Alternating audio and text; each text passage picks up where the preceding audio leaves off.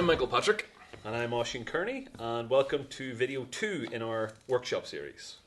If you've not watched our first video, we gave a quick overview of story structure, including the hero's journey. Please do go back and give it a watch, because it might help you have a better idea about what we're going to talk about today. So this video today is all about openings. What we'll talk about is Act 1 in a 3-act structure. So the hero's journey in Act 1 is broken up into the ordinary world, the inciting incident, the refusal of the quest, and the choosal of the quest, or the Act 1 climax. So, jumping in, starting from the very beginning, ordinary world. This is the very first thing in the hero's journey. It's the beginning of the beginning and the start of your Act 1. So it's once upon a time. So your first act should typically start with exposition that gives us the information we need to understand the story. That's your who, your what, your when, and your where. So a good story will do this efficiently and only really give you what you need to know. This is where you'll establish your main character or the ensemble. You want to showcase their personality traits, their potential for future character development, and maybe their flaws and their weaknesses as well. Yeah, and ideally your character should have clear goals and desires that will result in actions which can drive the story. They might not need to be clear to your audience, as long as you know they're clear. So the ordinary world's a good place as well to think about the tone of your piece. Is it a serious drama or is it a comedy? What are the themes you want to explore? Make sure that all of that is present in the ordinary world. Yeah, and use it to hook us in. You know, it's the opening of your piece. Yeah. A good way to think about it is, what is the promise you are making to your audience for what is to come? You want to set up your characters and your themes, but you'll also want to set up the world that they inhabit. So there are two things that become very important for setting up the world: time and place. So we're going to start with place. So a place is not just a backdrop to your story. It's not just a nice place to look at. It should suit the story and do something that changes it, and try and be creative.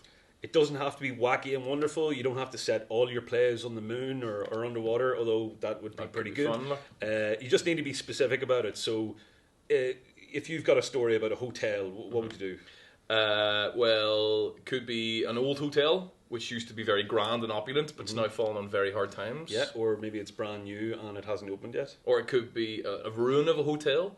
It could be a hotel in an area with a high crime rate. When you're thinking about your place, just think about the specificity of what you want it to be and how that's going to impact your characters. That's the key thing. How would a place that you set your story in change the characters or put pressure on them to change? Yeah, because if you don't set it in a place where your characters have to modify their behaviour, you could set it anywhere, you know. But how do we come up with a place which can affect your character's behaviour? So this brings us to our first exercise. Shall we go to the flip chart? Let's go to the flip chart. Thank you for joining us at the flip chart for our first exercise, coming up with places. So, think of a character, either one in a play you're currently writing, or one of your favourite characters from a story, or even someone you know. Write down 3 places where your character would do the following: hide, whisper, laugh, pretend, pray, indulge, shop. The important thing is, these are all places where their behaviour is being changed. So, pause the video and give that a go, and come back when you're done. We're going to have a wee go too. Cheers!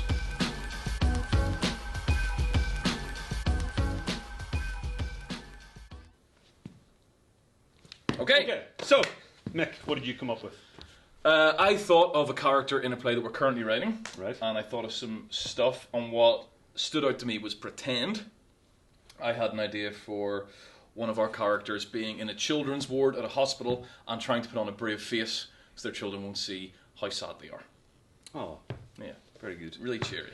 Okay, so I went with laugh, and I was thinking about what characters or what places you could put these characters in. So I was thinking of a person inappropriately laughing in a classroom, and maybe it was a student who was laughing and then they got told off by their teacher. I was thinking of someone laughing at a funeral, and upsetting the mourners. And I was thinking of someone laughing at a massage parlour because the masseuse was giving them tickles.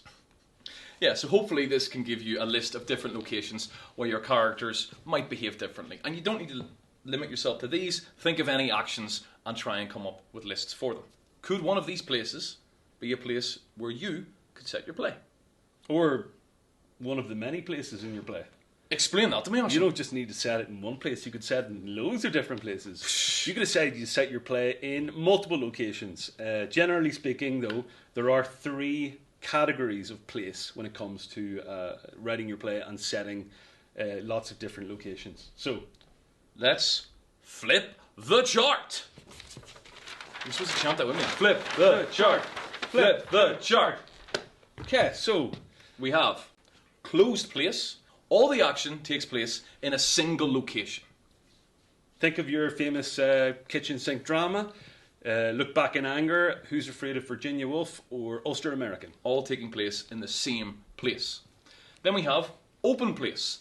The action moves to different locations or a new location every scene. Most classical plays would have this. Most Shakespeare's, Chekhov would have this as well. And your play, Mr. Burns, for example, it My has... play? I didn't write Mr. Burns. Well, did I say it was yours? You said your play. I thought you wrote it. No, so that's a newer play that would have 3 acts and 3 different locations. And then poetic place. This is a bit different. It's kind of not clear where the locations are. It's a bit more fluid.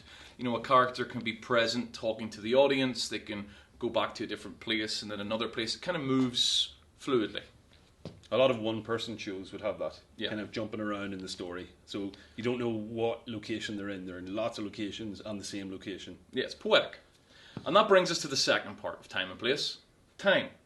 And this isn't just the duration of the story or where it's set, but also how time is experienced by the audience. So you, as the dramatist, if you're writing a play or telling a story, you need to decide what you're going to show. What's the best time to jump in on the story? How late can you join your protagonist? How should time be experienced? Yeah, you know, is it real time?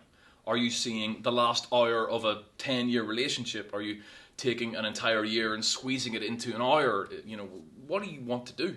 And similarly to place, the same principles apply to time. Yep. So there are 3 types of time that you can choose from in a play. The exact same. Closed time, where the action takes place in the same time the audience sees. Real time, continuous time, no jumps. So that's single act pressure cooker plays like The Dumb Waiter, for example. Yeah. Then open time, the action can move around in time, either forward or backwards. This can be straightforward, like a Shakespeare. Each scene jumps ahead in time. Or Mr. Burns, that you didn't write, which I've learned now. That's where each scene not only changes place, but also changes time.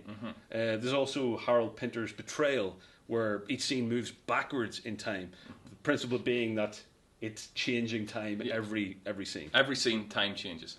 And the final one, poetic time, where you don't really know when something is. You know, again, a character might talk to the audience, they might flash back to their childhood and then come forward to their future. They might jump further back before they're even born. It's just things are a bit more poetic.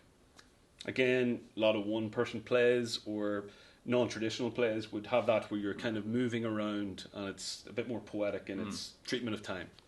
So, the next time, right, you read or see a play, think about the time and place. And for your writing, once you've decided on when, time, and where, place, you've got your characters, who, and your ordinary world, we can kick off the action with the inciting incident. Back to the chairs. So, the inciting incident, sometimes called the exciting incident, the call to adventure, the catalyst, it incites, it stirs up the ordinary world and sets the plot in motion. Something surprising happens to your central character that unbalances their world and sets them on a different path than usual. So the inciting incident is when the life of the character is changed, they're awakened to a new goal or a new desire within them. If the inciting incident didn't happen, the story wouldn't exist. The inciting incident provokes the question, what will happen? And then later on, the climax will answer this. So where does the inciting incident usually happen? It's usually standardly within the first 5 to 10 or 15 minutes into your play. For example, in Macbeth, It's scene 3. He encounters the witches who prophesy that he will become the King of Scotland. The prophecy awakens his ambition, which drives the plot. But sometimes the thing which kicks off the story actually happens before the play starts. But in that case, there is normally another event which kicks off things for the character within the play. Let's look at Hamlet, right? So what kicks off the story of Hamlet? Okay, so the inciting incident of the story of Hamlet could be when Hamlet's father is murdered, and that happens before the play. In the play itself, you could say the inciting incident is when Horatio interrupts Hamlet's ordinary world and tells him the ghost of your father has appeared on the battlements. Because this is the thing which actually unbalances Hamlet's world and sets Hamlet on his new path. Right, so even though something might happen before the play that sets everything in motion, usually we still do have an inciting incident that happens in the play to the character on stage.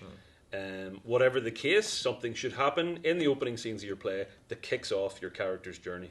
Right, so second exercise of the day of this video, let's think of some plays you like and see if you can figure out what the inciting incident is and see if you can find it within the play. If you can, try and think of a play where the inciting incident happens before the play, and if you can do that, see if there's also an event that kicks off the action within the play. Pause your video there, have a go, and then come back to us and we'll move on.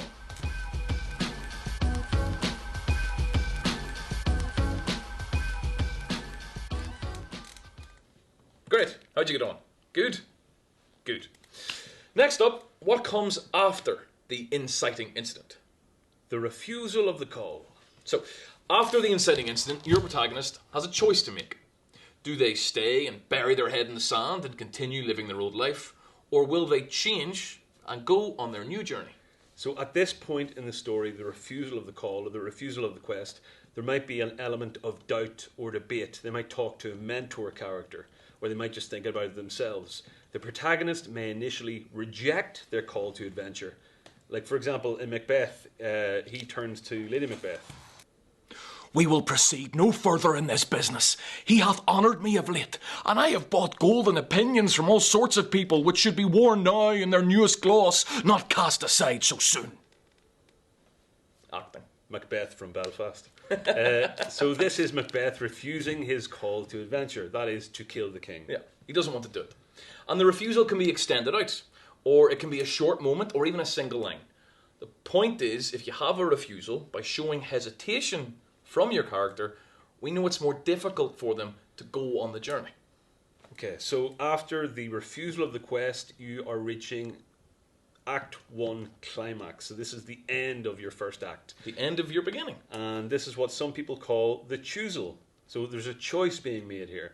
This is a crisis that forces the protagonist to make a choice between the old and new self. Yeah, here your protagonist should make their first big decision. They leave their old world behind for good and embark on a journey into the unfamiliar to accomplish a specific goal that they desperately want. So in The Matrix, it's when Morpheus offers Neo a choice. He says, you take the red pill, you stay in Wonderland, and I show you how deep the rabbit hole goes. Neo chooses to take the red pill, he enters the Matrix and goes off on his journey. In Macbeth, Macbeth decides to kill the king after some encouragement from Lady Macbeth. And what does he say, Mick? Here we go. I am settled, and bend up each corporal agent to this terrible feat. Away and mock the time with fairest show. False face must hide what the false heart doth know. Exhilarating. I don't think I'm going to get any acting jobs off the back of this. So we think it's important to think of the Act 1 climax as a choosal, just because it rhymes with refusal, so it's easier to remember. So refusal and choosal. So it's a choosal rather than something that happens to the protagonist. In stories, we like to see characters being active, making decisions rather than being buffeted about by the story itself. Yeah. So in this final moment of Act 1, the end of your beginning, your character chooses to cross the threshold into Act 2, the extraordinary world, the middle of your story, where they will confront the antagonist and their own internal flaws. But we'll look at that in the next video. So, to recap. let's go back to the flip chart. Not the board. Welcome back to the flip chart. Right, thanks very much for watching this video. Here's the recap of what we have learned today. Okay, so we talked today about Act 1, and we started talking about Ordinary World. Which is the normal world for your character, what they get up to, what they usually do. And then something happens, and that's the inciting incident. Which kicks them off on their journey. Then we have the refusal of the call. I do not want to go on this journey. And then we finish with the Act 1 climax. I guess I'll go on this journey. And that's sometimes called the choosal. So refusal and the choosal before they cross the threshold into the next act, Act 2. That's what we're going to be talking about in our next video. The middle of your play, Act 2. Hope you can join us there. See you then. Thanks very much.